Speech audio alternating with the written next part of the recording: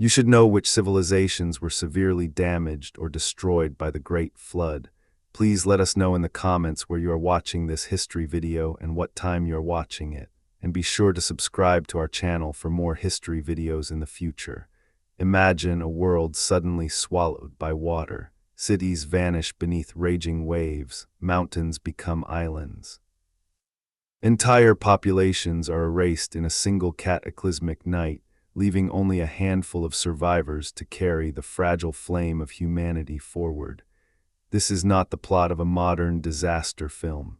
This is the shared memory of almost every ancient civilization that ever put stylus to clay, brush to papyrus, or chisel to stone. From the sun-baked plains of Mesopotamia to the misty highlands of the Andes, from the fertile valleys of the Indus to the river plains of ancient China, the story of a great flood echoes across continents and millennia. Why did every major ancient culture preserve this identical nightmare? How were their societies shattered by it, and what single event or series of events could possibly have planted the same terrifying seed in the collective unconscious of humanity? In this 10-part documentary series, we are going to answer those questions with the precision of historians, the imagination of storytellers, and the latest discoveries of archaeologists and geologists. We will trace the flood from its oldest written record to its farthest cultural echoes. We will examine the physical evidence that something unimaginably destructive really happened. And we will explore the startling theories that suggest one global memory, one planetary trauma that every civilization remembered in its own sacred language. But first, you should know exactly which civilizations were severely damaged or destroyed by the Great Flood, at least according to their own sacred texts, oral traditions, and archaeological layers. The list is astonishing in its breadth and consistency. In Mesopotamia, the cradle of the first cities, the Sumerians, Akkadians, and Babylonians described an event so total that the gods themselves regretted it. In the biblical lands, the Hebrews recorded Noah's Ark and the drowning of every living thing except those aboard. Across the Aegean, the Greeks told of Deucalion and Pyrrha, the only couple left to repopulate the earth after Zeus unleashed the deluge. In the Indian subcontinent, the Vedas and Puranas speak of Manu, the first man, warned by a giant fish and saved while every other kingdom sank. In China, the Xia dynasty chronicles the decades-long flood controlled by the hero Yu, but only after it had already wiped out earlier settlements. The Maya of Central America described multiple world-ending floods in the Popol Vuh, each one resetting creation. The Aztecs spoke of the fourth sun destroyed by a flood that turned people into fish. The Incas of Peru preserved legends of a great deluge that covered the highest peaks of the Andes. Even in North America, dozens of native tribes, from the Hopi to the Algonquin, recounted ancestors who survived on mountains or in great canoes while the world below drowned. Australian Aboriginal Dreamtime stories tell of a flood that reshaped the continent. African peoples along the Nile and Congo rivers kept oral epics of waters sent by angry gods. The list goes on: Polynesians, Filipinos, Japanese, even the ancient inhabitants of the British Isles in Celtic lore. No other single motif appears so universally in human storytelling. War, famine, plague, yes, but nothing matches the Great Flood for sheer geographic and cultural reach. So the central question we will answer across these 10 parts is simple yet profound. Why? Why did every ancient civilization remember being nearly annihilated by water? Were they all describing the same event, passed down through migrating peoples? Or did each river valley suffer its own local catastrophe that felt, to those who lived through it, like the end of the world? And most tantalizing of all, is there geological proof that something cataclysmic really happened at the dawn of recorded history? Let us begin at the beginning, both chronologically and geographically, because the oldest written account of the Great Flood comes not from the Bible, not from Greece, but from the very first civilization to invent writing, ancient Mesopotamia. Around 2100 BCE, more than 4,000 years ago, scribes in the city of Nippur pressed cuneiform wedges into wet clay tablets that still survive today. These tablets contain the Eridu Genesis, the earliest flood narrative we possess. In it, the gods create humanity, but soon grow annoyed by the noise and overpopulation of people. The chief god Enlil decides the only solution is total annihilation. He convinces the divine council to send a flood that will return the earth to the watery chaos from which it was born. But one god, Enki, the clever and compassionate deity of fresh water and wisdom, refuses to stay silent. He appears in a dream to a pious king named Ziusudra and whispers the terrible secret: build a boat. Take the seed of all living things, the flood will come in 7 days. Ziusudra obeys. He constructs a massive vessel, seals it with bitumen, loads it with animals, his family, and skilled craftsmen. Then the skies darken. Rain falls for 7 days and 7 nights with a violence never seen before. The text describes how the flood swept over the cult centers, and the storm was terrifying to behold. When the waters finally recede, Ziusudra opens a window and sees nothing but mud and silence. He offers sacrifices, and the gods, moved by the smell of roasted meat and by their own regret, grant him immortality and settle him in the paradise of Dilmun. The human race begins again from this single family. This is not myth in the loose sense. This is the official history of the Sumerian people, recorded on temple tablets and copied for centuries. Later versions expand the story. Around 1800 BCE, the Akkadian epic of Atrahasis adds harrowing details. The gods first try plague and famine to thin humanity, but when those fail, they unleash the flood. Atrahasis, the hero's new name, builds a boat described with precise measurements, 7 decks, 9 compartments. The storm is so loud that even the gods cower like dogs. After the deluge, the mother goddess Mami weeps at the destruction she helped cause, and the gods swear never to repeat such total genocide. Then comes the most famous version of all, embedded in the Epic of Gilgamesh around 1200 BCE, but copied from far older sources. The flood hero is now called Utnapishtim, he who found life. Gilgamesh, the semi-divine king of Uruk, travels to the ends of the earth to find him and learn the secret of immortality. Utnapishtim tells the full story in vivid, cinematic detail. The gods meet in secret, Enlil's rage is absolute. The Babylonian name for Enki, warns Utnapishtim in a dream by speaking through the walls of his reed house. The boat is built in 7 days, shaped like a cube, as wide as it is long, 6 decks, each divided into 9 sections. Every living thing is loaded aboard. Then the storm begins. The Anunnaki lifted up the torches, setting the land ablaze with their glare. The god of the storm turned day into night. The flood swept over the people like an army. For 6 days and 6 nights the wind and rain batter the world. Even the gods are terrified and retreat to heaven, crouching like dogs.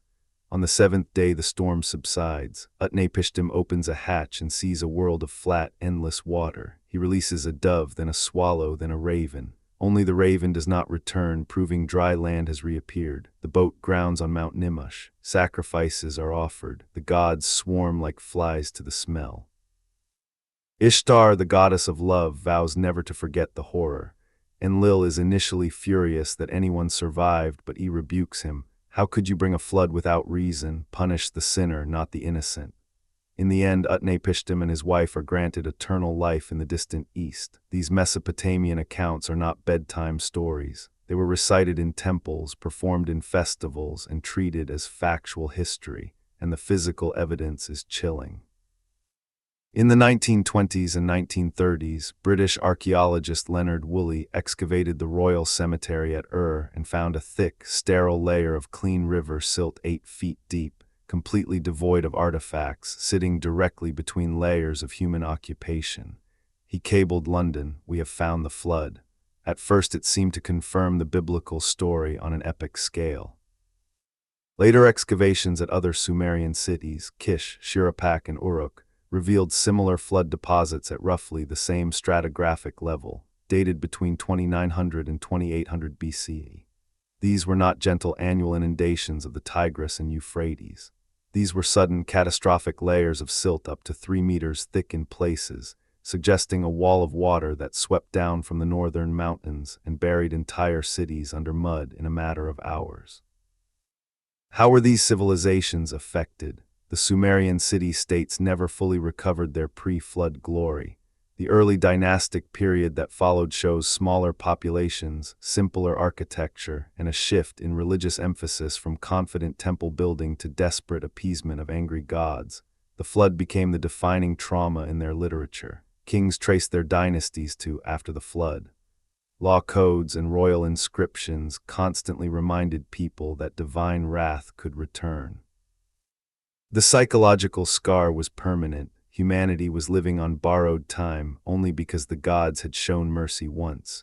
But why did it happen? The Sumerians themselves gave a theological answer. Overpopulation and noise annoyed the gods. Modern scholars offer three converging explanations that make the story terrifyingly plausible. First, the Tigris and Euphrates are among the most unpredictable rivers on Earth. Snowmelt from the Zagros and Taurus mountains can combine with sudden spring rains to create mega floods. Satellite studies and core samples show that around 2900 BCE, the Persian Gulf shoreline advanced dramatically inland, possibly triggered by a series of unusually wet years. Second, tectonic activity in the region is intense. Earthquakes could have dammed rivers upstream, then unleashed them in a single destructive pulse. Third, and most intriguing, some researchers now link the Mesopotamian flood to a much larger regional event, the rapid filling of the Black Sea around 5600 BCE. When melting glaciers raised global sea levels, the Bosporus Strait suddenly breached, and saltwater poured into the freshwater lake that had been the Black Sea. The water rose at a rate of 6 inches per day for years, flooding 60,000 square miles of fertile land. Coastal communities would have been forced to flee south and east, carrying their flood stories with them. The memory could easily have reached the Sumerians centuries later, magnified into a worldwide deluge. Whatever the precise trigger, the effect was the same. The first great civilization of humanity was nearly erased, and yet the story did not stay in Mesopotamia. It traveled, it mutated. It was adopted, adapted, and retold by every culture that came into contact with it or suffered its own parallel disaster. The Hebrews, living in the same cultural sphere, transformed the polytheistic tale into a monotheistic morality play. But before we turn to Noah and the Ark, we must understand how the flood legend crossed from clay tablets to the pages of Genesis. The biblical flood narrative in Genesis chapters 6 through 9 is, line for line, almost identical to the Babylonian version. The hero is warned by God instead of He builds an ark with exact dimensions. The flood lasts 40 days and nights instead of 7, but the sequence of releasing birds is the same, raven, then dove.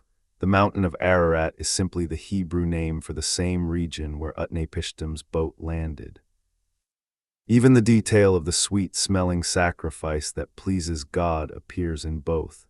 Scholars now agree that the Hebrew scribes who compiled Genesis during the Babylonian exile in the 6th century BCE had direct access to older Mesopotamian texts. They did not copy blindly, they reshaped the story to fit their theology. Instead of many gods quarreling, there is one righteous God punishing human wickedness. Instead of regretful deities, there is a covenant. Never again will God destroy the earth with water, sealed with the rainbow. The moral lesson changes, but the core memory remains. Once water covered everything and only a single family survived. How were the ancient Israelites affected? According to their own tradition, the flood destroyed the entire antediluvian world. The long-lived patriarchs before Noah, from Adam to Methuselah, represent a golden age that ended in corruption and violence.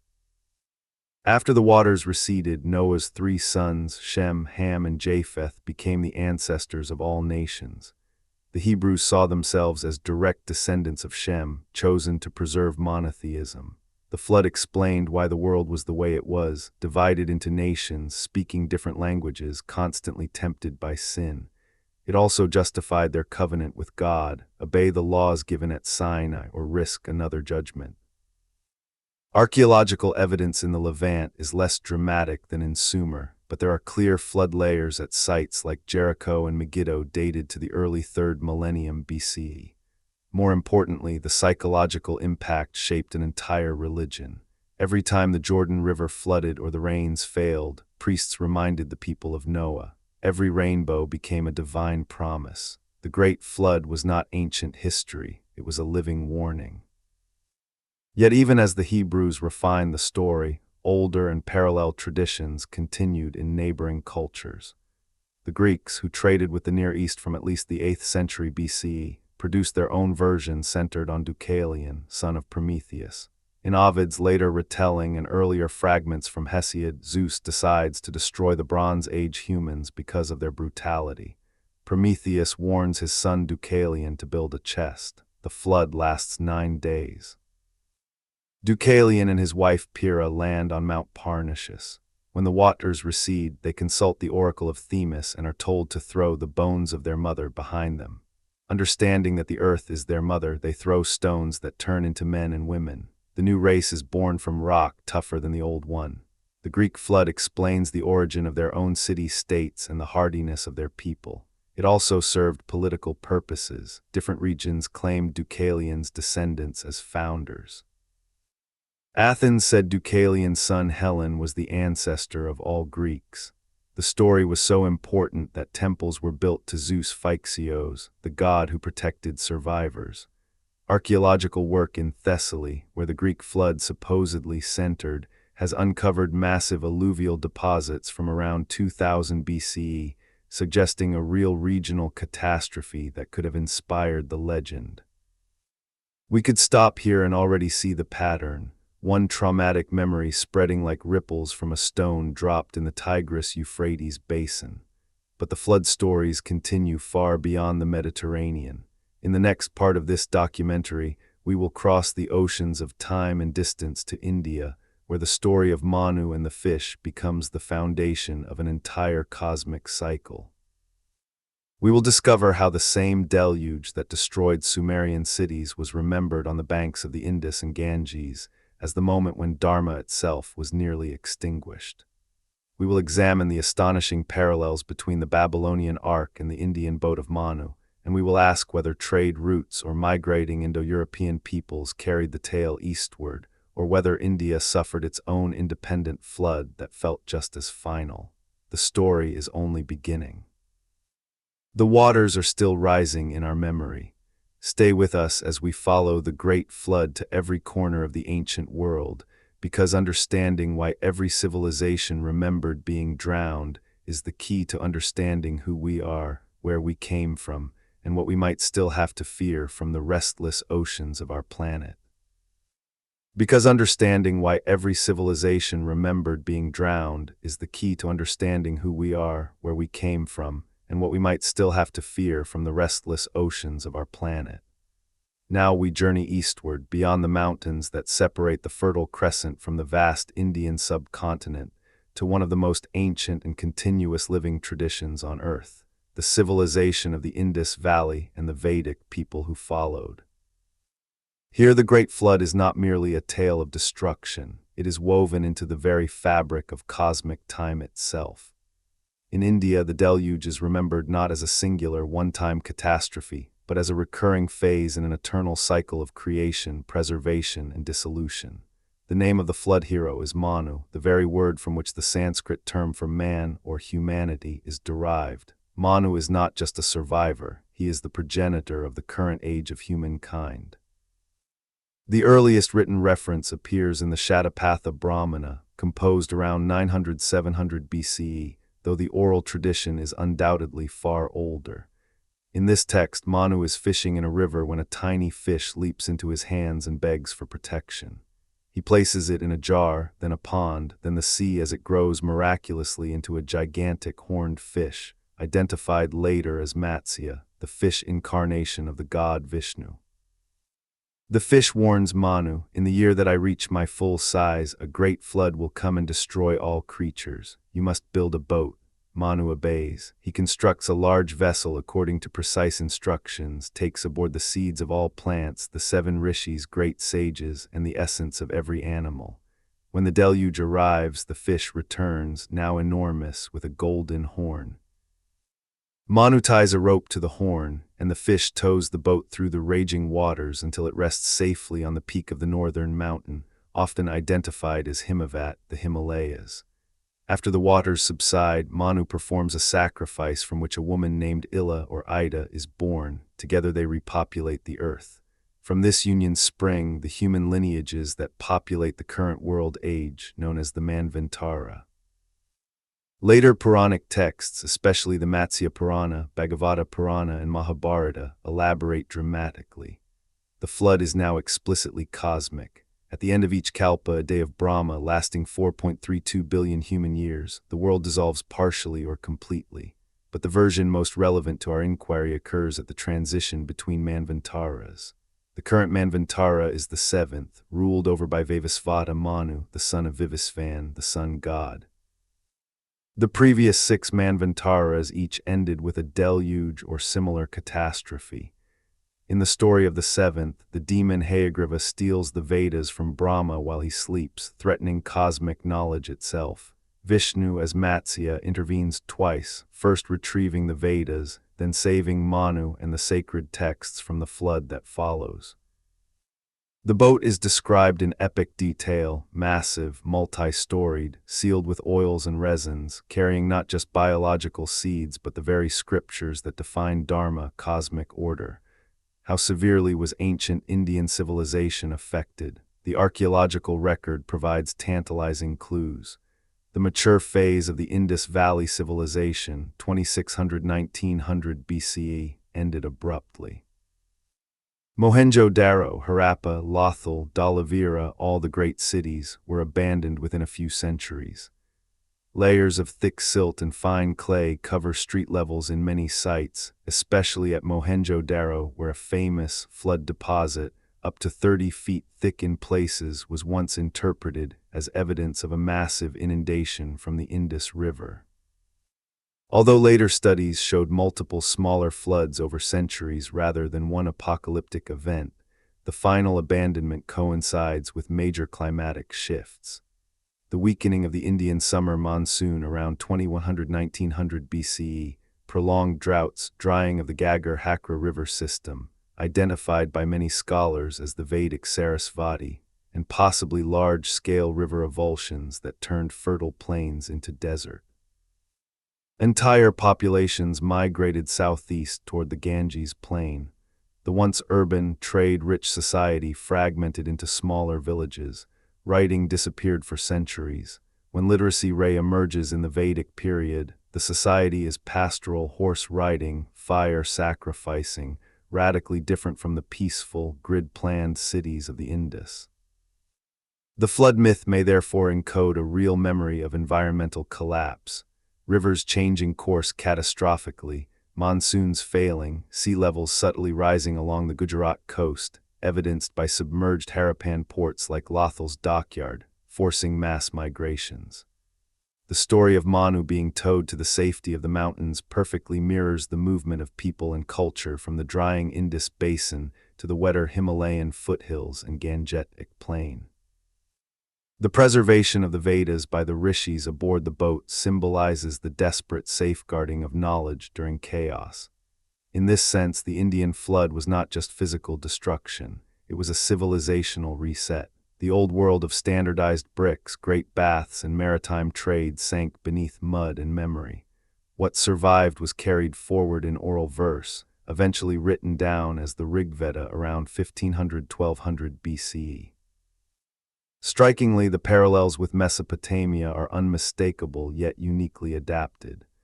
Both heroes are warned by a divine being Enki/E versus Vishnu/Matsya. Both build boats to exact divine specifications. Both take aboard seeds, animals, and sacred knowledge, craftsmen versus rishis and Vedas. Both land on a high mountain after a storm of terrifying duration. Both offer sacrifice afterward. The fish motif is new, but fish were sacred in Sumer too. Enki's symbol is the goat fish. Scholars debate transmission. Did Indo-European speaking peoples migrating into India from the northwest around 1500 BCE bring a version of the Mesopotamian tale? Or did maritime trade along the Persian Gulf and Arabian Sea, Indus seals have been found in Mesopotamia, allow two-way exchange of flood memories? Or, and this is the most provocative possibility, Did both regions experience linked climatic disasters during the 4.2 kiloyear event, a global aridification episode around 2200 BCE that disrupted civilizations from Egypt to the Indus? Whatever the vector, the Indian tradition universalizes the flood. It is not punishment for sin as in Genesis or overpopulation as in Atrahasis. It is a necessary cosmic rhythm. Every Manvantara ends in water so a new one can begin. This cyclical view softens the terror. Destruction is followed by inevitable renewal, yet the emotional weight remains. The Puranas describe the cries of drowning creatures, the despair of gods watching their creation dissolve, the loneliness of Manu as the sole human link to the past. The flood is the hinge between ages. From India, the memory flows further east into China, where the Great Flood takes on yet another character, less divine wrath, more heroic engineering. Chinese tradition does not speak of total annihilation followed by repopulation from a single family. Instead, it remembers a prolonged, devastating inundation that lasted for generations, finally brought under control by the legendary Emperor Yu the Great. The story is preserved in the earliest historical texts, the Shang Oracle Bones, c. 1200 BCE, the Book of Documents, Shujing, and later in Sima Qian's Records of the Grand Historian, c. 100 BCE. According to tradition, during the reign of the sage King Yao, the waters rose unchecked. Rivers overflowed, mountains were submerged, people lived on high ground or in trees, wild beasts roamed the flooded plains. Yao appointed Gun to control the waters. Gun tried building dikes and dams for 9 years, but the waters only grew worse. Gun was executed for failure. His son Yu inherited the task. Unlike his father, Yu did not fight the water, he channeled it. For 13 years he toiled without returning home, even passing his own house 3 times without entering. He dredged riverbeds, cut gorges through mountains. Legend credits him with splitting the Dragon Gate Gorge on the Yellow River, built canals, and established the 9 provinces on dry land once more. His success earned him the throne, founding the Xia dynasty, c. 2070–1600 BCE, China's first historically attested dynasty. Was there a real flood behind this legend? Geologists and paleoclimatologists have found compelling evidence. In 2016, a team studying sediments in the Jishi Gorge along the Yellow River published findings of a massive outburst flood around 1920 BCE, plus or minus 28 years. An earthquake-triggered landslide dammed the river upstream, creating a temporary lake. When the dam burst, a wall of water up to 38 meters high and traveling at highway speeds swept downstream, flooding 2,000 square kilometers and destroying Neolithic settlements. Radiocarbon dates align closely with traditional Chinese chronology for the beginning of the Xia. Archaeological sites in the region show abrupt abandonment layers covered by thick flood silts. The scale was not global, but to the farming communities of the Yellow River Valley, it would have felt apocalyptic. Entire regions depopulated, irrigation systems ruined, social order collapsing until strong leadership restored it. Yu's flood was therefore regional yet existential. Chinese civilization was not destroyed and reborn from one man. It was nearly drowned and then saved by human ingenuity. This reflects core Confucian values, harmony with nature through labor, not divine favor. Yu becomes the model of selfless governance. Every later emperor invoked his name when building dikes or canals. The legend justified centralized hydraulic engineering, the hydraulic state that defined Chinese civilization for millennia. Without Yu, there would be no ordered landscape, no agriculture, no empire. Notice the pattern shifting again. Mesopotamia, divine punishment, total wipeout, divine mercy. India, cosmic cycle, preservation of knowledge. China, natural disaster, human heroism. Yet the core trauma persists, water overwhelming the land, threatening to erase everything built by human hands. As we move forward in this series, we will cross the Pacific to the Americas, where entirely isolated civilizations independently preserved stories of world-destroying floods. We will ask, if the memory is truly global, must the cause be planetary? Or did every river civilization, living at the mercy of seasonal inundations, amplify local catastrophes into universal myths. And could a single, shared event, perhaps hidden in the melting ice at the end of the last glacial age, lie beneath them all? The Americas present one of the most compelling puzzles in the entire flood narrative. Separated from Eurasia and Africa by vast oceans for at least 12,000 years after the last ice age, the peoples of the Western Hemisphere developed complex societies in near total isolation from the Old World. Yet when Spanish chroniclers, missionaries, and later ethnographers began recording indigenous oral traditions in the 16th through 19th centuries, they discovered stories of world-destroying floods that mirrored, with uncanny precision, the accounts we have already examined from Mesopotamia, India, and China.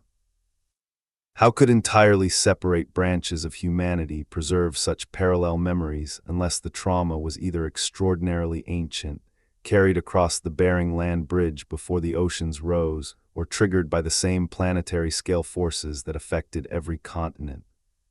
We begin with the Maya of Mesoamerica, whose sophisticated writing system, monumental architecture, and intricate cosmology have left us the most detailed pre-Columbian records.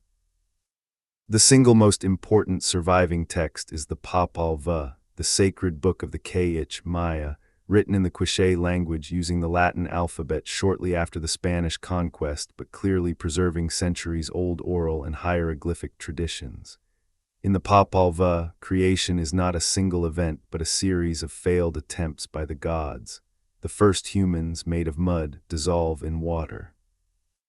The second, made of wood, lack souls and are destroyed in a great flood sent by Heart of Sky, Huracan, and the other creator gods because the wooden people could not properly worship or remember their makers. The text describes the deluge in vivid, terrifying language. There came a great resin fall from the sky, the face of the earth darkened, they the wooden people ran as fast as they could, but the mouths of the caves were closed, great was the despair, the waters rose, the resin fell.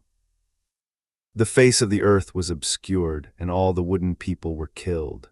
Birds and beasts attacked the survivors, even their own domestic animals and grinding stones turn against them. Only after this watery annihilation do the gods succeed in creating true humans from maize dough, the substance that still forms the body of Maya people in their own telling. The Maya did not view this flood as a singular historical event, but as the destruction of the previous world age, the third creation or third sun in some calendrical reckonings. Their long count calendar tracked the passage of such world cycles, and monuments like the stele at Palenque and Quirigua refer to previous creations destroyed by flood, fire, or darkness. The number 4 is significant. The current world is the fourth creation, and many Maya communities still believe a fifth could come if humanity fails its moral duties. The flood, therefore, serves as both history and prophecy, a warning encoded in cosmology. Archaeological evidence in the Maya lowlands supports the possibility of real catastrophic inundations. The Yucatan Peninsula is a limestone karst landscape riddled with cenotes, sinkholes filled with groundwater, and subject to extreme seasonal flooding from tropical storms and hurricanes. Core samples from lake beds like Chichincanab and Punta Laguna show abrupt layers of coarse sediment and salinity spikes around 800–1000 CE, coinciding with the classic Maya collapse, and earlier around 2000–1500 BCE, suggesting mega-storms or tsunami-like surges from the Caribbean. Submerged ruins off the coast of Belize and Yucatan hint at ancient shorelines drowned by gradual post-glacial sea level rise. To lowland maize farmers living just meters above sea level, a single Category 5 hurricane season or prolonged La Niña flooding could easily have felt like the end of the ordered world.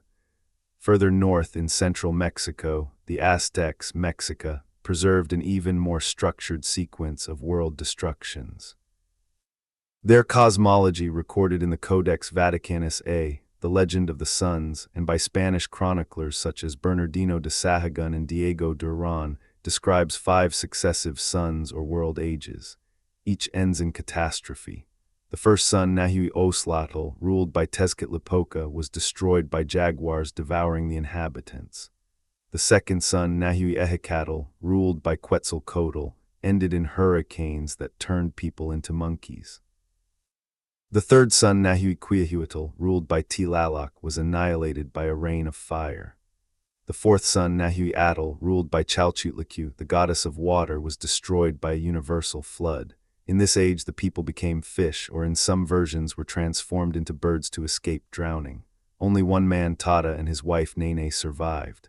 They were warned by the god Tezcatlipoca, took refuge in a cypress log or boat, and landed on a mountain after the waters receded. When they emerged and lit a fire to cook fish, smoke rose and angered the gods, who turned them into dogs as punishment for disobedience.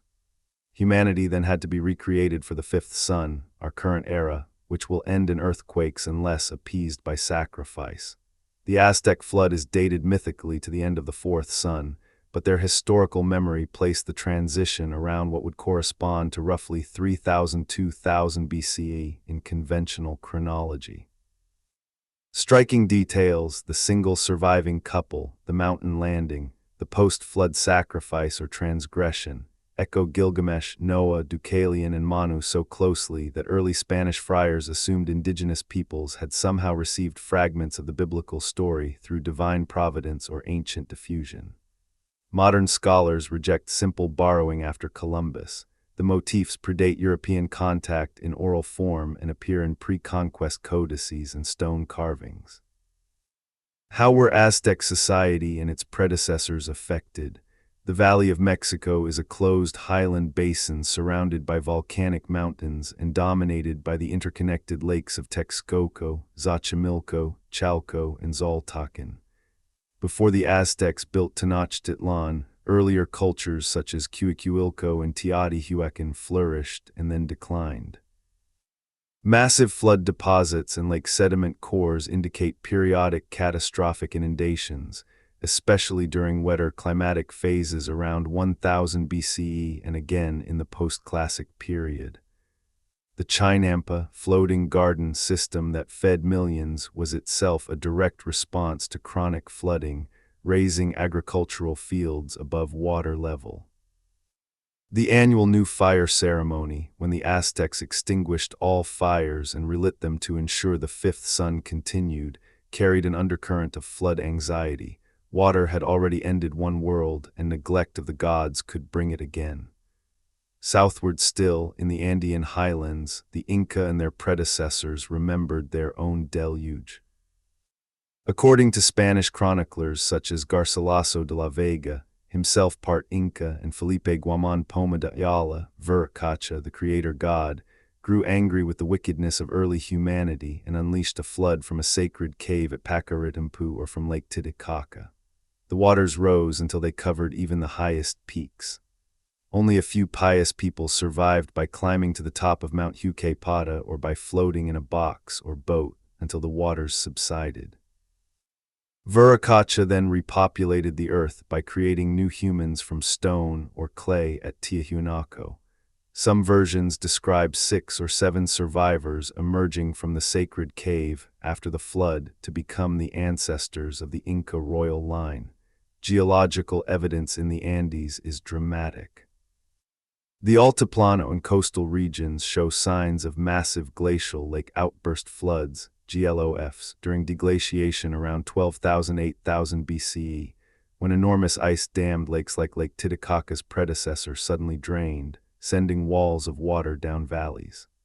Later, around 2000–1000 BCE, prolonged El Niño events caused devastating coastal flooding and highland droughts, contributing to the collapse of early states like Chavin. Submerged archaeological sites along the Peruvian coast, including parts of Carol, the oldest known civilization in the Americas, c. 2600 BCE, lie beneath marine sediments, suggesting tectonic subsidence combined with sea level changes. To highland herders and coastal fishermen, a sudden rise in Lake Titicaca or a series of mega El Niños would have felt like divine punishment from a water-releasing creator. Across North America, dozens of indigenous nations tell similar stories. The Hopi describe a world destroyed by water because people forgot to live in harmony. Survivors escaped in reed rafts or by climbing to high mesas. The Algonquin, Lenape, and Ojibwe speak of a great flood survived by Nanabajo or similar trickster figures who rebuilt the world on the back of a muskrat or turtle after diving to retrieve earth from the bottom. The Cherokee tell of a brother and sister who survived on the highest mountain while the world drowned. The Inuit of the Arctic recount ancient times when the sea rose and swallowed lands. These accounts were recorded in the 19th and 20th centuries, but stem from oral traditions thousands of years old. What unites all these American flood stories? Isolation rules out recent diffusion from Eurasia. The Beringian crossing occurred before 15,000 BCE, and post-glacial sea level rise submerged the land bridge by 10,000 BCE. If the memory is shared, it must date to that deep antiquity. Perhaps the cataclysmic meltwater pulses, meltwater pulse 1A around 14,000 BCE and 1B around 11,300 BCE, that raised global oceans by tens of meters in mere centuries, drowning coastal settlements worldwide. Or perhaps each culture amplified its own regional disaster: hurricanes in Mesoamerica, glacial outbursts in the Andes, river floods on the Mississippi or Columbia. Yet the recurring motif of a single survivor or pair, a high mountain or vessel, birds testing for land in some versions, and a new creation afterward suggests either an archetypal human response to flooding trauma or an extraordinarily ancient shared inheritance. We have now traversed 3 continents and seen the flood motif adapt to every ecology and worldview: punishment in Mesopotamia, cosmic necessity in India, engineering triumph in China, cyclical failure in Mesoamerica, divine reset in the Andes. But one question grows louder with each telling: is there evidence of a single, planet-wide event capable of seeding all these memories simultaneously? To understand why flood memories span every continent and culture, we must leave the realm of legend and enter the laboratory of earth science. Geologists, paleoclimatologists, oceanographers, and archaeologists have spent decades mapping the physical traces left by the violent transition out of the last glacial maximum. Between roughly 20,000 and 7,000 years ago, Earth underwent one of the most dramatic environmental upheavals in the entire Quaternary period. Massive ice sheets that had covered much of North America, Europe, and parts of Asia melted at accelerating rates, releasing trillions of cubic meters of freshwater into the oceans. Global sea levels rose by approximately 120 meters in total, but not smoothly. The rise came in abrupt pulses, catastrophic bursts that drowned coastlines faster than any modern storm surge. The most dramatic of these events are known as Meltwater Pulse 1A and Meltwater Pulse 1B. Meltwater Pulse 1A, dated between 14,600 and 14,300 years ago, raised sea levels by 14 to 20 meters in as little as 300–500 years, equivalent to 25–65 millimeters per year, far exceeding current rates of 3 form year.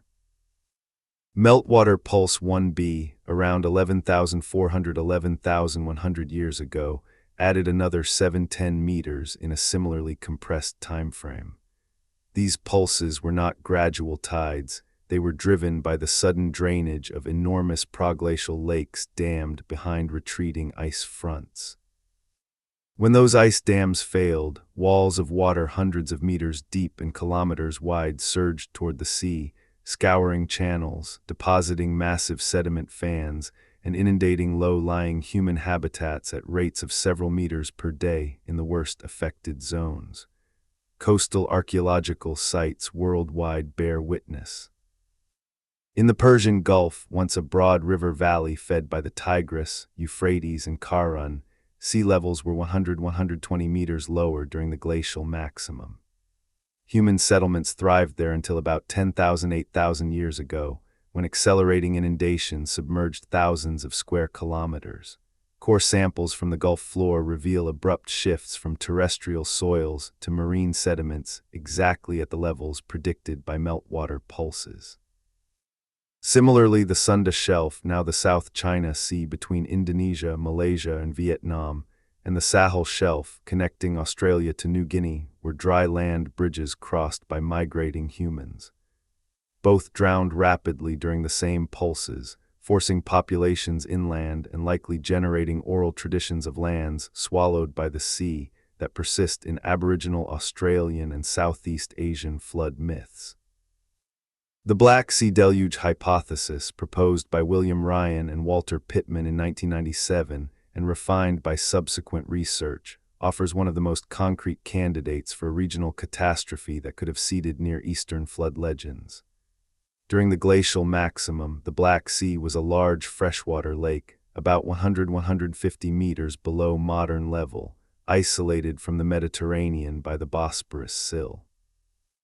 As Mediterranean sea levels rose post-glacially, the sill was eventually overtopped around 7600–6800 BCE. Calibrated radiocarbon dates vary slightly across studies.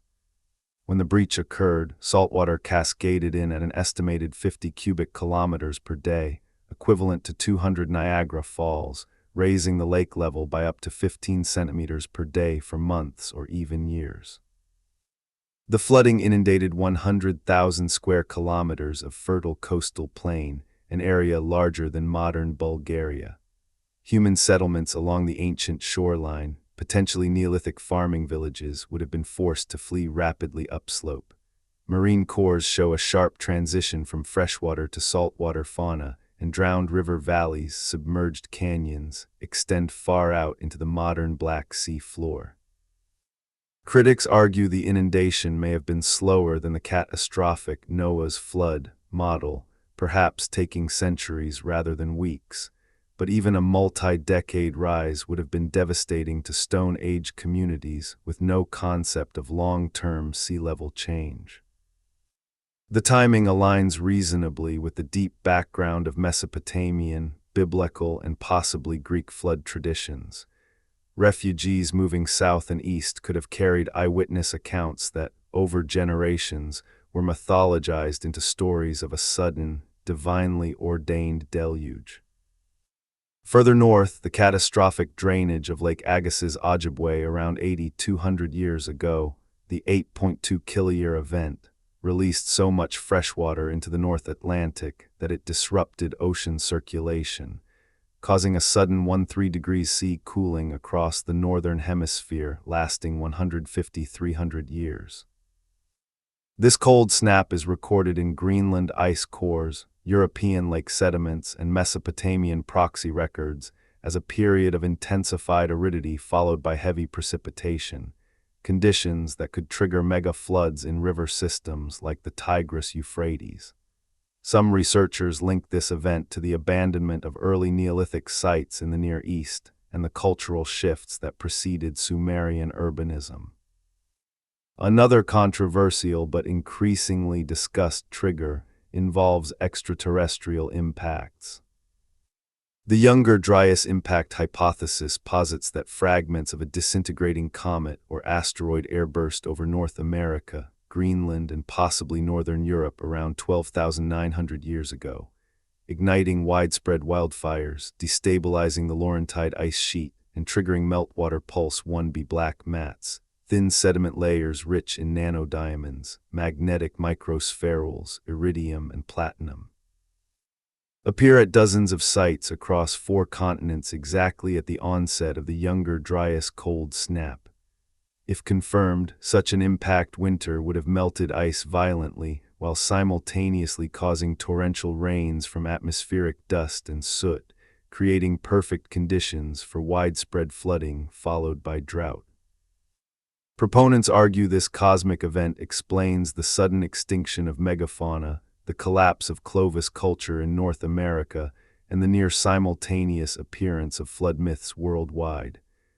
Skeptics counter that the evidence remains circumstantial and that terrestrial mechanisms, ice sheet dynamics, volcanic activity, orbital forcing suffice to explain the data. Yet even mainstream climate science acknowledges that deglaciation was punctuated by abrupt, high-magnitude events capable of regional catastrophe. Sea level curves derived from coral reefs, sediment cores, and archaeological drowning sites show stair-step rises rather than smooth curves, periods of stability interrupted by rapid jumps of several meters in decades or centuries. How do these physical events translate into the universal cultural memory we have traced? Human populations during the terminal Pleistocene and early Holocene were overwhelmingly coastal or riverine. 90% of known pre-agricultural sites lie within 100 kilometers of modern shorelines, many now submerged. When coastlines retreated kilometers per generation during meltwater pulses, entire lifeways, fishing grounds, shellfish beds, hunting territories vanished overnight. Survivors climbed inland, watched ancestral lands disappear beneath the horizon, and told their children of a time when the sea rose without mercy, swallowing everything. Over millennia, as agriculture developed in river valleys prone to their own flash floods, these deep memories fused with local disasters, becoming moral tales of divine anger, cosmic reset, or human triumph over nature. The universality of the Great Flood story may therefore be neither pure coincidence nor direct cultural borrowing in most cases. Instead, it reflects a shared human experience during humanity's most vulnerable phase, the moment when the world literally changed shape beneath our feet. Every civilization that later arose along great rivers or low coasts inherited this primal scar, then retold it in the language of their own gods, heroes, and values. Yet the scientific record does not end with the Ice Age. We return to the cradle of civilization to explore how the Mesopotamian flood layers, once hailed as proof of Noah, have been reinterpreted in light of modern geology, and how new discoveries in the Persian Gulf and Eastern Mediterranean are rewriting the timeline of the deluge myth. We will also examine whether the biblical flood can be anchored to a specific date and place, and why some scholars now propose not one global flood, but a cascade of regional mega-floods linked by climate teleconnections. The evidence is mounting, the waters are receding, and the truth is emerging from the silt. Stay with us. The next layer is about to be uncovered. We return to the cradle of civilization to explore how the Mesopotamian flood layers, once hailed as proof of Noah, have been reinterpreted in light of modern geology, and how new discoveries in the Persian Gulf and Eastern Mediterranean are rewriting the timeline of the deluge myth.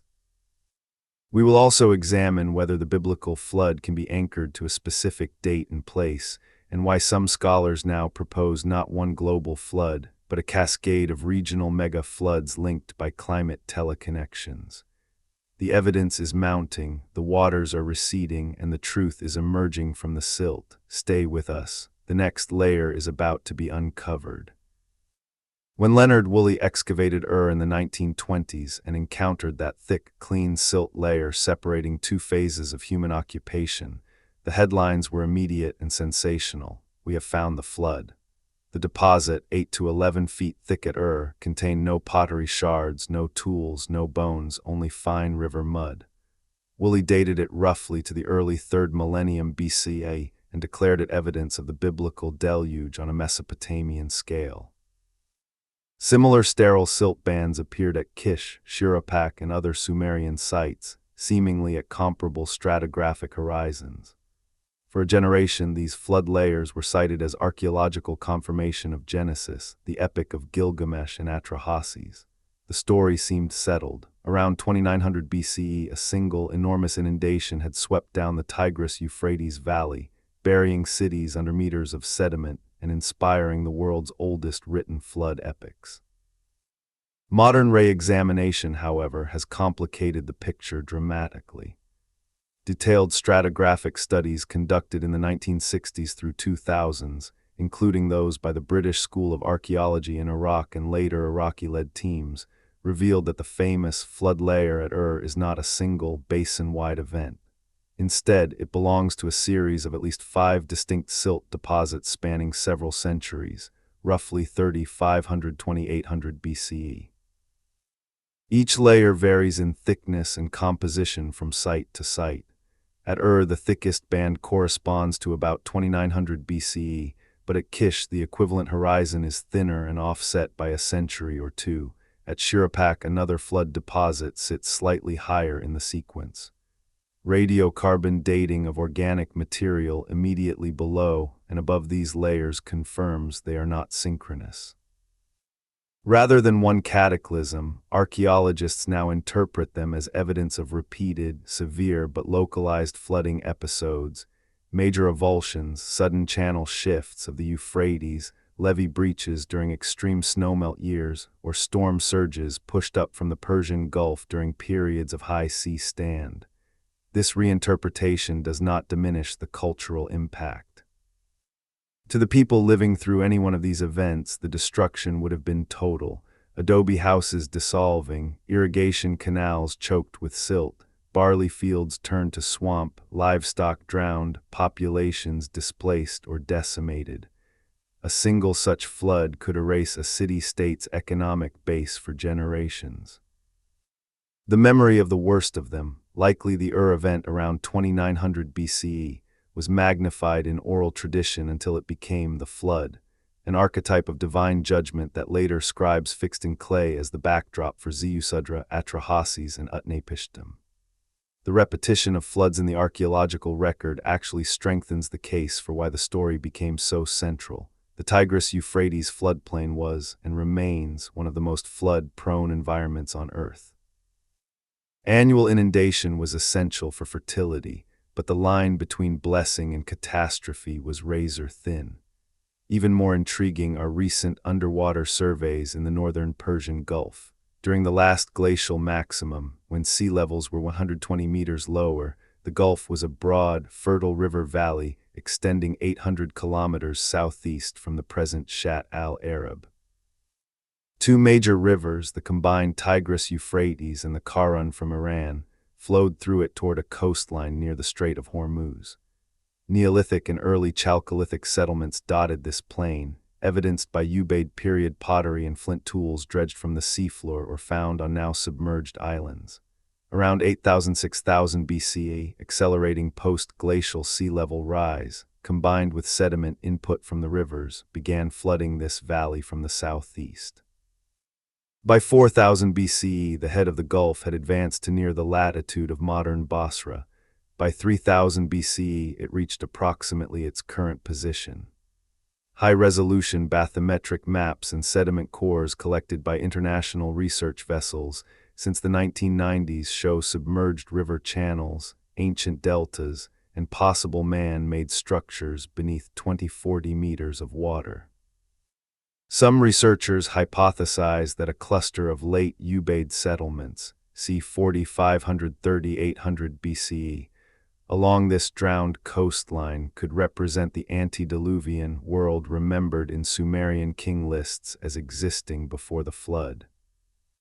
If a final, rapid marine transgression or a storm-driven surge around 3500–3000 BCE inundated the last low-lying villages, survivors fleeing northwest toward Eridu, Uruk, and would have brought vivid accounts of land and homes disappearing beneath advancing salt water. Over centuries, this memory could have merged with river flood episodes, transforming a gradual marine encroachment into a sudden, God-sent deluge that covered the mountains and forced humanity to restart from a single boat-borne family. Parallel discoveries in the eastern Mediterranean add another dimension.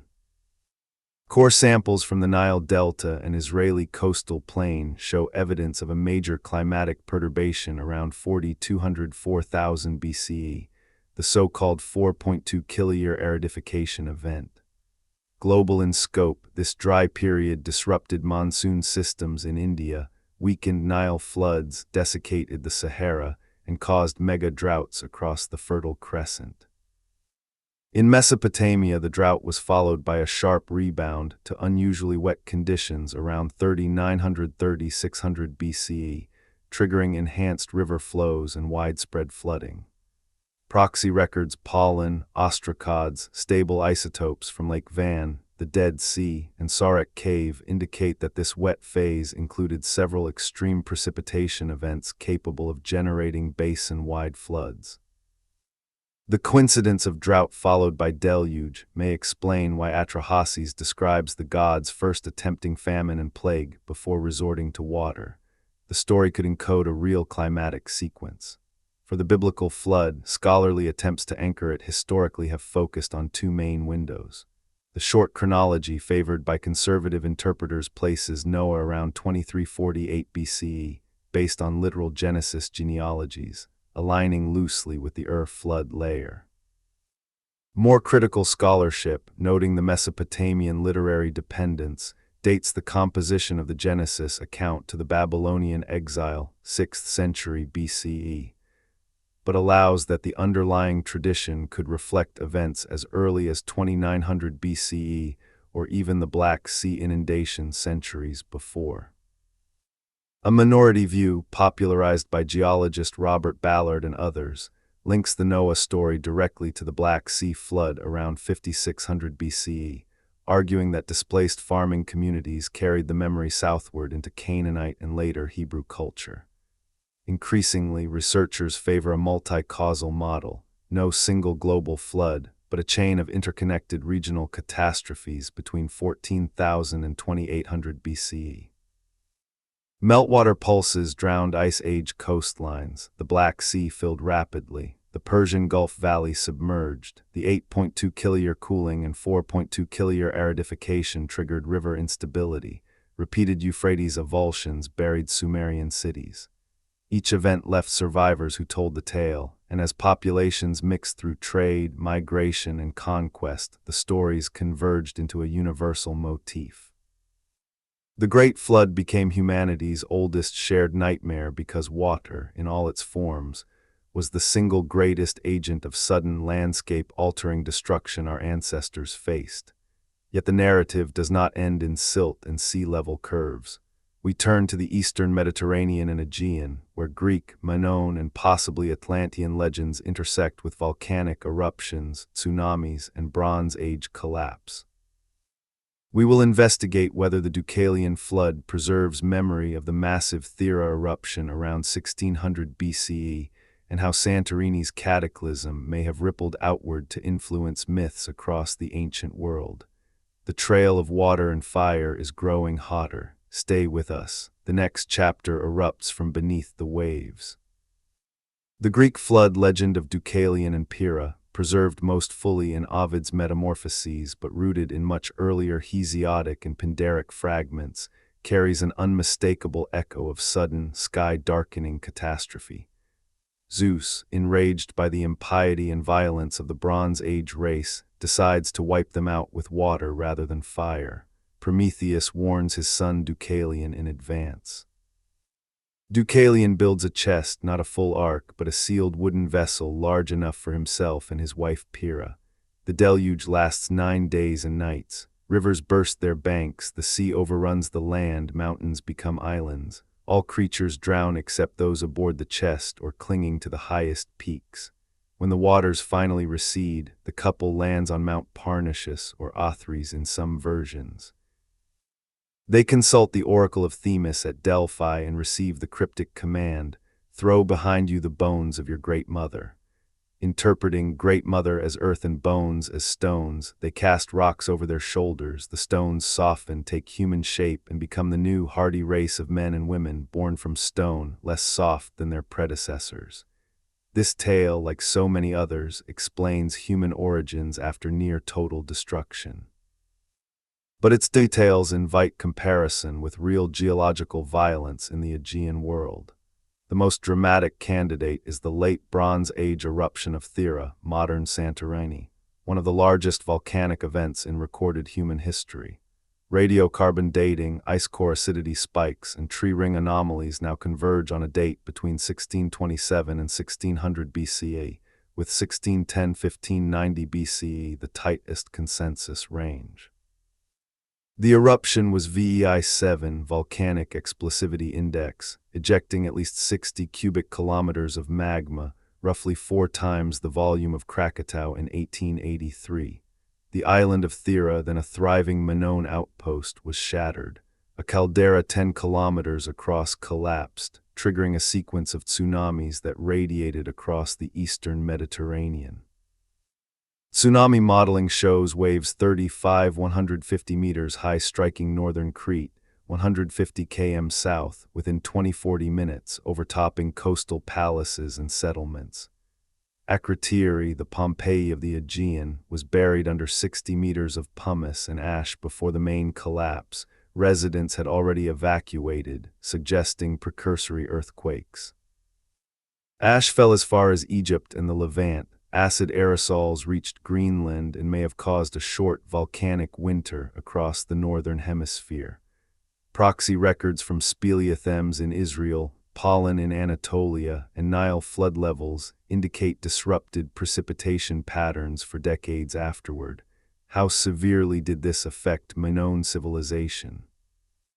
The palace at Knossos and other centers on Crete show no direct destruction from ashfall or lava, but thick tsunami deposits, marine shells, rounded beach pebbles, and rip-up clasts appear in excavation trenches at Amnisos, Malia, Palecastro, and Gouves, dated stratigraphically to the late Minoan IA period. Coastal sites were scoured clean, harbors filled with debris, agricultural lands salinized. Maritime trade, the backbone of Minoan wealth, collapsed for generations. The eruption likely accelerated the decline of Minoan thalassocracy, opening the door for Mycenaean takeover by the 15th century BCE. Linear tablets cease around this time, monumental building slows, artistic styles shift toward more militaristic motifs. Could this event have inspired the Deucalion flood? The chronology is challenging. The eruption occurred around 1600 BCE, while the earliest Greek flood references appear in Hesiod, c. 700 BCE, and the myth was probably circulating orally centuries earlier. Yet Bronze Age collapse traditions often compress timelines. Survivors from Crete or the Cyclades fleeing to the Greek mainland could have carried eyewitness accounts of blackened skies, roaring seas, drowned coasts, and mountains shaking. Elements that, retold over generations, became Zeus's wrathful deluge. The 9-day storm duration matches volcanic atmospheric effects. The landing on Parnassus, near Delphi, places the survivors in a sacred landscape that later housed the oracle consulted in the myth. The repopulation from stones may symbolize resilience after volcanic ash blanketed the land, turning fertile fields into barren rock. Plato's Atlantis story, told in Timaeus and Critias, c. 360 BCE, adds another layer. He describes a powerful island empire beyond the Pillars of Hercules destroyed in a single day and night of misfortune by earthquakes and floods. Solon supposedly heard the tale from Egyptian priests, who dated it 9,000 years before his time, c. 9600 BCE. Scholars long dismissed Atlantis as allegory, but many now see it as a distorted memory of Minoan Crete and the Thera catastrophe. The single day and night matches tsunami speed. The concentric harbors and bull cults echo Akrotiri frescoes and Knossos. The sudden sinking parallels caldera collapse. Egyptian records from the time of Thutmose III and Amenhotep III mention Keftiu, Minoans bringing tribute, then abruptly stopping after the eruption.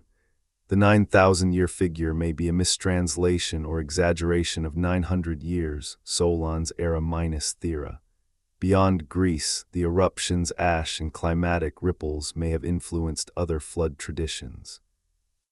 Egyptian texts from the Second Intermediate Period describe chaotic Nile floods and famines, possibly linked to volcanic aerosol effects. Hittite annals note unusual weather. In the Levant, destruction layers at Ugarit and Hazor around 1600 BCE show earthquake and possible tsunami damage. The story could have traveled along trade routes, blending with older Mesopotamian deluge memories to enrich later biblical and classical narratives. The Bronze Age Aegean thus offers a bridge between myth and measurable disaster, not a global flood, but a regional cataclysm whose scale felt apocalyptic to contemporaries. Water tsunamis, fire eruption, and darkness ash clouds combined in a single terrifying sequence. We broaden our gaze once more, this time to the Pacific and Southeast Asia, where Polynesian, Indonesian, and Aboriginal Australian traditions preserve memories of great waves and drowned lands.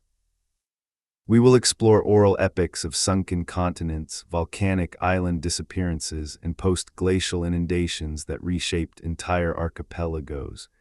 Was there a Pacific counterpart to Thera, or something even larger? The ocean holds more secrets than we have yet plumbed. Stay with us. The flood echoes are growing louder across the waves. The Pacific Ocean covers nearly one-third of the planet's surface, yet its ancient peoples developed some of the most poetic and geographically precise flood traditions anywhere on Earth. Isolated for tens of thousands of years from the Eurasian landmass, the cultures of Polynesia, Melanesia, Micronesia, Indonesia, and Australia crafted stories that speak not only of rising waters, but of entire homelands vanishing beneath the sea, continents swallowed, sacred mountains becoming islands, ancestral villages turned to coral reefs. These are not vague myths of divine anger. Many are navigational charters, genealogical records, and ecological warnings encoded in chant, dance, and star lore. In Polynesia, the most widespread motif is the Great Deluge survived by a hero who becomes the ancestor of island peoples. In Hawaiian tradition, the flood hero is No, or Nayuanu, a righteous man warned by the gods of impending destruction. He builds a canoe, sometimes described as a sealed vessel or house on stilts, loads it with his family, animals, and seeds, and rides out the storm.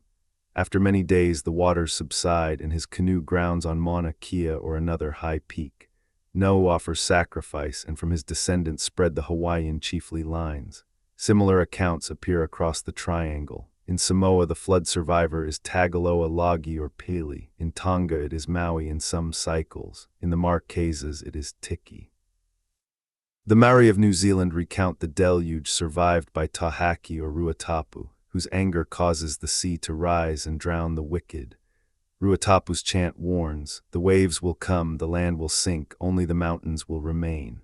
These stories share core elements with Old World accounts, warning, vessel, high mountain landing, repopulation, yet they are adapted to an oceanic environment. The ark is almost always a voyaging canoe, reflecting the central role of seafaring. The flood often results from a god pulling up a fish hook, Maui fishing up islands, or from human transgression against tapu, sacred law. Importantly, many Polynesian traditions describe not one flood but successive subsidences. Lands that once connected islands were lost in stages as waters rose after the Ice Age. Geological reality matches the memory with startling accuracy. During the last glacial maximum, circa 26,000–19,000 years ago, sea levels stood 120–130 meters lower. Vast areas now underwater were dry land or swamp. The Sunda Shelf linked Sumatra, Java, Borneo, and the Malay Peninsula into a single continent-sized landmass called Sundaland. The Sahel Shelf joined Australia, New Guinea, and Tasmania into Sahel. Numerous Pacific island groups sat on larger emergent platforms. As meltwater pulses accelerated after 14,700 years ago, these shelves flooded rapidly. The drowning of Sundaland alone submerged an area roughly the size of India. Coral atolls and volcanic islands that had been hills on dry plains became isolated peaks surrounded by deepening sea. Human populations, hunter-gatherers, early gardeners, Proto-Austronesian speakers, were forced to higher ground or to build watercraft and migrate. Radiocarbon-dated archaeological sites on now submerged continental shelves are rare due to erosion and difficult access, but evidence exists. In the Wallacea region between Sundaland and Sahel, cave sites on islands like Flores and Timor show continuous occupation from 40,000 years ago, with a sharp drop-off in coastal middens around 12,000–8,000 BCE as shorelines retreated kilometers inland. Submerged stone tools and hearths have been found on the Arafura Shelf off northern Australia. In the Pacific proper, drowned reef platforms and paleo shorelines mapped by multi-beam sonar reveal former river valleys and lagoons now 40–80 meters below sea level, places where early seafarers could have lived before the final inundations isolated them on tiny atolls. Australian Aboriginal Dreamtime stories provide some of the clearest memories of this process.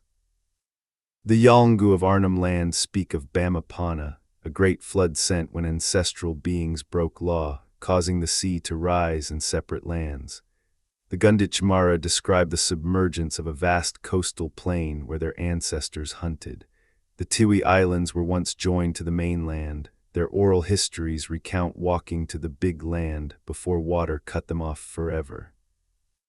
Rock art in the Kimberley and Arnhem Land depicts large animals, megafauna extinct after, years ago alongside rising water motifs. Linguists note that Pama-Nyungan language family expansion correlates with post-glacial environmental shifts, suggesting migration driven by coastal loss. In Indonesia, the flood legends blend Austronesian voyaging motifs with older Papuan and Melanesian elements. The Dayak of Borneo tell of a great flood survived by a man and woman on a mountain who repopulate after sending out birds. The Batak describe a deluge caused by a dragon whose tail thrashed the sea into fury. Java's Sundanese preserve tales of Ni Roro Kidul, the queen of the South Sea, who claims drowned kingdoms. These stories often pinpoint specific lost lands, Lemuria or Mu in 19th century speculation, but rooted in real Sundaland submergence. Volcanic activity adds another layer. The 1883 Krakatau explosion generated tsunamis 40 meters high. Earlier caldera collapses, Tambora 1815, Toba years ago, left cultural scars. Many Indonesian flood epics combine gradual sea rise with sudden great wave events. Across the Pacific, rapid post-glacial sea level rise peaked around 7,000–5,000 BCE, slowing thereafter. Low-lying atolls formed only in the last few millennia as reefs caught up with stable levels. Early Polynesian voyagers, Lapita culture, 1500–1000 BCE, settled islands that had recently emerged or stabilized. Their oral traditions of lost homelands, Hawiki in Polynesia, Kalana in Micronesia, likely refer to vanished coastal territories on larger landmasses before the final rise isolated island groups. What makes these Pacific memories unique is their navigational precision. Star paths, wave patterns, bird flights, and current knowledge preserved in chance allowed survivors to find new lands as old ones drowned. The flood was not the end, but a catalyst for the greatest maritime expansion in human history. Every canoe voyage reenacts the ancestral escape from rising water. We have now circled the globe. From Mesopotamian clay to Polynesian stars, the Great Flood appears wherever humans lived near water's edge during the violent rebirth of the Holocene. But one region remains, Africa and its riverine civilizations. In Part 8 we explore the Nile, Congo, and Sahelian traditions, where floods are both life-giver and destroyer, and where geological evidence of mega-lakes and desertification may have seeded apocalyptic water memories. The continent that gave humanity its first steps also remembers its near drowning. Stay tuned, the river still speaks. Africa stands apart in the global flood mosaic because its great rivers, the Nile, Niger, Congo, Zambezi, have shaped civilizations through predictable annual inundations rather than rare catastrophes. Yet even here, oral traditions, ancient texts, and rock art preserve accounts of waters that rose far beyond the normal gift of fertility, becoming agents of annihilation. These stories rarely describe total world destruction followed by a single surviving family. Instead, they emphasize cycles of overflow, divine intervention, heroic response, and renewal, mirroring the continent's long experience with both bounty and betrayal from water. Along the Nile, the world's longest river, flood memory is woven into the very foundation of Egyptian civilization. The annual inundation, Akhit, deposited black silt that made the desert bloom, and the goddess Hapi personified this life-bringing flood. Yet Egyptian mythology also records a near-apocalyptic deluge in the destruction of mankind episode from the Book of the Heavenly Cow, preserved on the walls of Tutankhamun's tomb and later New Kingdom temples, c. 1300–1100 BCE. In this tale, humanity rebels against the aging sun god Ra. Enraged, Ra sends his daughter Sekhmet, the lioness aspect of Hathor, to slaughter them. She drinks beer dyed red to resemble blood, becomes drunk, and falls asleep, saving the remnant. Some versions add that the slaughter was so vast that the Nile ran red with blood, and the surviving humans hid in fear as waters rose in chaos. Later, Ra regrets the near genocide and places himself on the back of Nut, the sky cow, to separate heaven from earth, establishing order after the deluge-like violence. While not a classic Great Flood, this narrative encodes memory of extreme Nile floods or chaotic wet periods that threatened civilization. Geological records from the Fayum Depression and Nile Delta cores show episodes of hyper-humid conditions around 6000–4000 BCE, Neolithic subpluvial, when the river's flow doubled or tripled, causing widespread inundation of lowlands. Massive sediment layers in the delta indicate catastrophic overflows that buried pre-dynastic villages. By the time of the early dynastic period, c. 3100 BCE, Egyptians had engineered basins, dikes, and canals to control the flood, much like you in China. The myth of Sekhmet may therefore reflect cultural memory of uncontrolled mega-floods before hydraulic mastery, when the river could turn destroyer instead of provider. Every subsequent pharaoh invoked Hapi's benevolence while fearing her wrath. The annual flood festival included rituals to appease chaotic waters. Further south in the Congo Basin, Bantu-speaking peoples preserve oral epics of great floods that reshaped the rainforest world. The Cuba Kingdom's Genesis myth describes Woot, the culture hero, surviving a deluge sent by the creator god Mbambo after humanity's corruption. Woot floats on a raft or in a hollow tree, carrying sacred objects and animals. When waters recede, he plants the first crops and founds royal lineages. Similar tales among the Luba, Lunda, and Mongo describe a primordial flood that drowned ancestral lands, forcing migration from a lost homeland, often placed near Lake Kizil or the Lualaba River. These stories coincide with real environmental upheavals. Sediment cores from Lake Edward and Tanganyika show abrupt high lake stands around 10,000–6,000 BCE during African humid period, when mega-lakes expanded and rivers overflowed vast areas. The Congo River's immense discharge, second only to the Amazon, can produce devastating flash floods during extreme La Niña or ITCZ shifts. Oral histories likely encode such events as divine resets. In the Sahel and West Africa, flood memory takes on a different tone amid cycles of drought and deluge. The Dogon of Mali recount a great flood survived by Namo, amphibious twin beings sent by Amma the Creator, who guided humanity to high ground on the Bandiagara escarpment. The Mandinka griot tradition speaks of a deluge that drowned the ancient kingdom of Wagadu, Ghana Empire precursor, forcing survivors to flee southward. The Fulani describe ancestral lands swallowed by rising waters before the Sahara dried.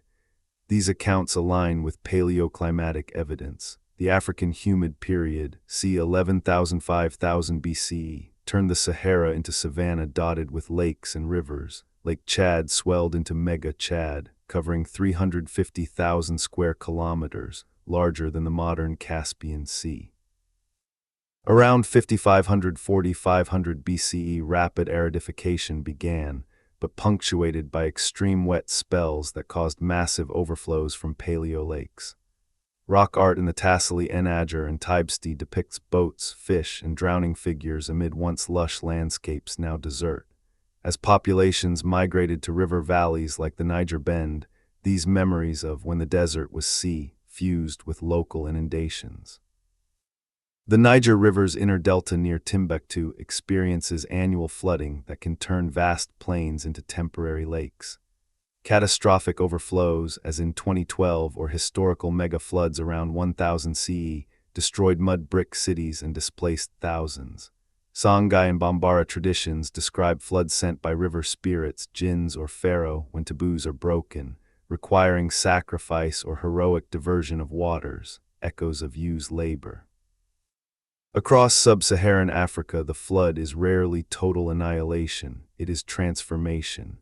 Ancestors climb mountains, float on rafts, or are guided by divine beings to new lands. This reflects the continent's ecology, Rivers and lakes expand and contract dramatically with monsoon shifts, creating boom-bust cycles. Humanity adapts rather than restarts from one couple. Yet the terror of uncontrolled water persists, whether from hyper-humid phases drowning grasslands or sudden flash floods erasing villages. We have now traversed every major landmass and cultural sphere.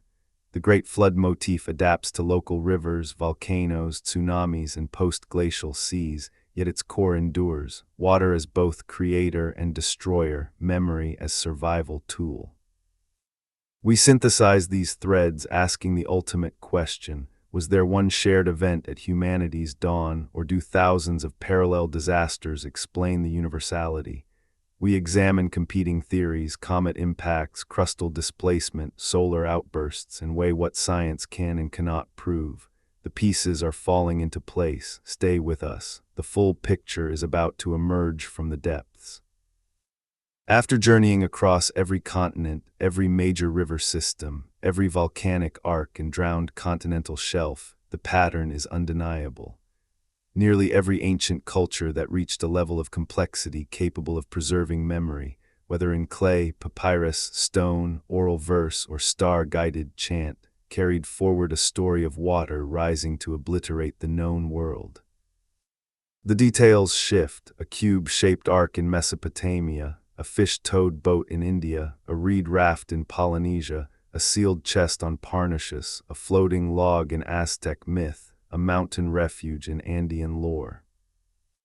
Yet the skeleton remains constant: divine or cosmic warning, construction of a vessel or ascent to high ground, terrifying duration of storm and flood, release of birds or other scouts to test receding waters, grounding on a peak, sacrifice or thanksgiving, repopulation of a cleansed or renewed earth. No other motif, fire from the sky, plague, earthquake, war, achieves anything close to this global distribution. So we confront the central enigma: one primal catastrophe whose memory diffused with migrating humans, or countless independent regional disasters that, because of humanity's universal dependence on river valleys, coastlines, and lake shores, produced near-identical psychological and narrative responses. The strongest case for a single, shared origin rests on deep antiquity. The terminal Pleistocene meltwater pulses, especially 1A, years ago, and 1B, years ago, represent the last time Earth's oceans rose at rates orders of magnitude faster than today. During these centuries, global coastlines retreated at averages of 15 meters per year, with pulses pushing localized rates to tens of meters per decade in vulnerable lowlands. Virtually all early human groups lived within sight of water, rivers for fresh supply and fish, coasts for shellfish and migration corridors.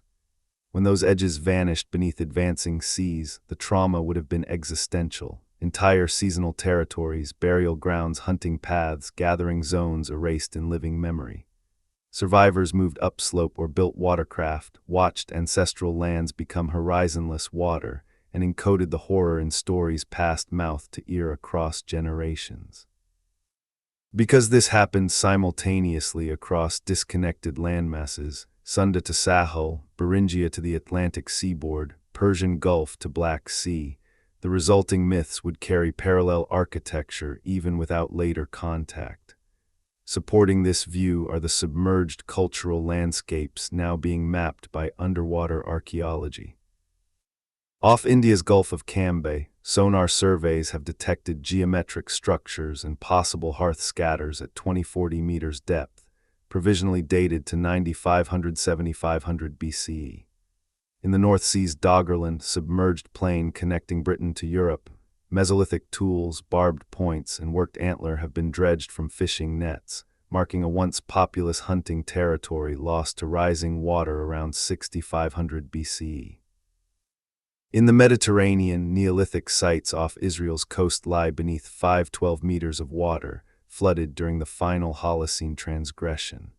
These drowned sites are not anomalies, they are the rule for pre-agricultural humanity. The Great Flood may therefore be the collective memory of the Holocene's violent birth, when the world literally grew smaller for everyone alive at the time. Alternative theories push for even more singular, high-magnitude triggers. The Younger Dryas impact hypothesis, though still debated, proposes that one or more comet fragments fragmented over North America, Europe, and possibly other regions around 12,900 years ago. The resulting airbursts would have ignited continent-scale wildfires, lofted dust and soot that cooled the planet abruptly, triggering the Younger Dryas stadial, and destabilized ice sheets to release meltwater pulses violently. Nanodiamond-rich black mats, platinum spikes, and magnetic spherules at the Younger Dryas boundary layer appear at more than 50 sites across 4 continents. If substantiated, such an event could have caused simultaneous mega-floods from outburst lakes, tsunamis along exposed coasts, and torrential rains from atmospheric disturbance, conditions that would imprint flood terror universally among surviving bands. Other fringe but periodically revisited models include rapid crustal displacement, Charles Hapgood's theory, later popularized by Graham Hancock, in which Earth's outer shell allegedly slipped over the mantle, shifting poles and unleashing mega-tsunamis. While lacking mainstream geophysical support, plate tectonics operates far too slowly. No one denies that submarine landslides, such as Storegga off Norway tilde 6200 BCE, or volcanic flank collapses, can generate regional tsunamis tens of meters high. Solar outbursts or coronal mass ejections causing geomagnetic excursions have also been proposed as climate destabilizers, though evidence remains thin. The most parsimonious explanation, however, requires no single apocalyptic moment. River valleys are inherently flood-prone, tectonic zones produce earthquakes and tsunamis, glacial lakes drain catastrophically, monsoons oscillate between drought and deluge, post-glacial seas rise in jumps. Every complex society that emerged in the early to middle Holocene did so in exactly these settings. When disaster struck, as it inevitably did, the scale felt total to those affected. Oral tradition, the primary archive for pre-literate peoples, naturally amplifies. A regional flood that drowns one valley becomes the world drowned. A tsunami that erases a coastline becomes the sea swallowed the land. A prolonged inundation becomes 40 days and nights of rain. Over millennia, as groups migrated, traded, or conquered, these independent memories cross-pollinated, adopting shared motifs: the warning, the boat, the birds, the mountain, the rainbow covenant, because they solve the same narrative problems: how to explain survival, justify moral order, and warn future generations. Science can prove the physical events: meltwater pulses, Black Sea inundation, Thera eruption, Persian Gulf drowning, Nile hyperfloods, Mega-Chad overflows, but it cannot prove they were perceived as one global deluge in real time.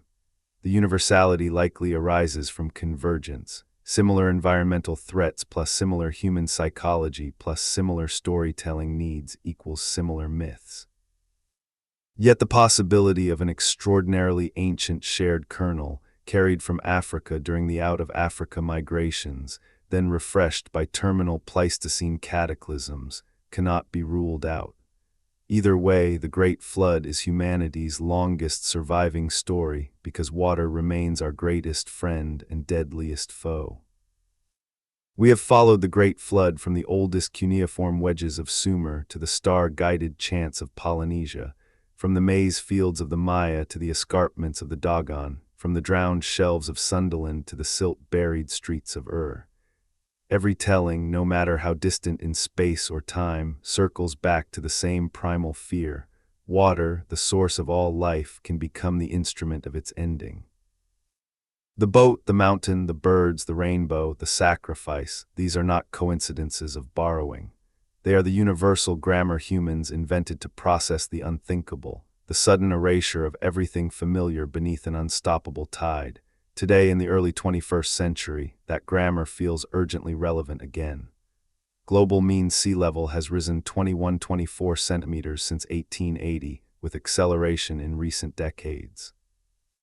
The rate now exceeds 4 millimeters per year, and is projected to reach 0.3 to 1 meter by 2100 under moderate to high emissions scenarios, with worst-case possibilities approaching 2 meters if major Antarctic and Greenland ice sheets destabilize further. Low-lying delta megacities, Bangladesh's Dhaka and Khulna, Egypt's Nile Delta, Vietnam's Mekong Delta, Nigeria's Lagos, Indonesia's Jakarta, are already experiencing chronic inundation, saltwater intrusion into aquifers, and forced migration of millions. Small island nations in the Pacific, Tuvalu, Kiribati, the Marshall Islands, watch ancestral atolls shrink year by year, their highest points becoming temporary refuges before the next king tide or cyclone surge. Glacial lake outburst floods, GLOFs, in the Himalayas, Andes, and Alaska threaten downstream communities with walls of water reminiscent of ancient outburst myths.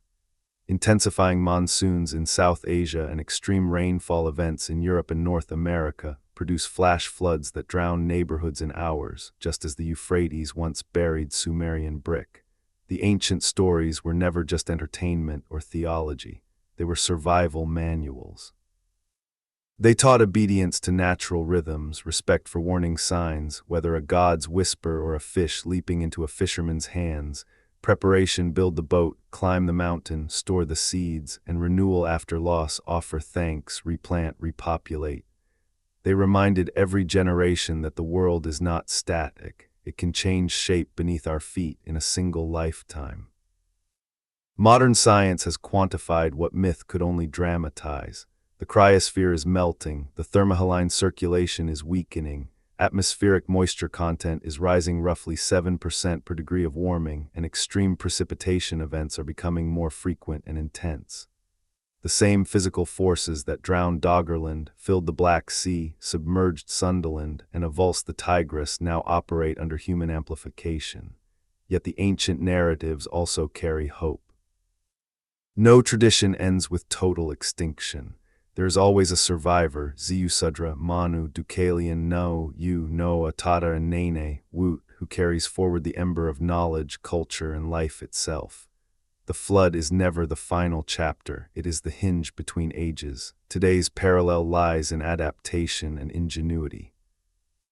Dutch dike systems, Bangladeshi floating farms, Kiribati land reclamation, indigenous knowledge of mangrove restoration, early warning satellite networks, and international frameworks like the Paris Agreement are modern equivalents of building the Ark or channeling the waters like you. The lesson is continuity. Humanity has faced rising waters before and survived, not by denying the threat, but by remembering, preparing, and acting collectively. The Great Flood, then, is both archive and prophecy. Records the last time Earth's surface was remade on a planetary scale. It warns that such remaking can happen again, faster now because of our own hand, and it insists that survival is possible, not through divine intervention alone, but through the stubborn, inventive, storytelling resilience that defines our species. We are the descendants of those who built the boats, climbed the peaks, threw the stones that became people, planted the maize, sailed the canoes, and sang the warnings across oceans and millennia. As the waters rise once more, we do not face them unarmed. We carry the oldest story humanity tells itself. The flood came, everything was lost, yet everything began again. The question is no longer whether the waters will return. They already have, in slow motion and in sudden pulses. The question is whether we will remember the lesson in time to build the next vessel, whatever form it takes. This has been our 10-part journey through the Great Flood, a memory shared by almost every civilization that ever looked at the sky and feared the rain.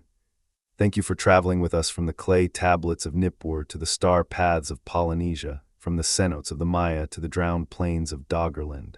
If this series moved you, taught you something new, or made you look differently at the rivers, coasts, and skies around you, please show your support right now. Hit that subscribe button and turn on notifications so you never miss our next deep dive into hidden history. Drop a comment below, tell us where in the world you are watching from right now, your city, your country, even the time on your clock, and share one thing this series made you think about. Are you near a river that floods, living on a coast feeling the sea creep closer, or simply fascinated by how our ancestors faced the same fears we do today? Your voices make these videos alive. Thank you for watching. The waters may rise, but so does human memory, ingenuity, and hope. We'll see you in the next chapter of history. Stay curious, stay safe, and we'll meet again soon.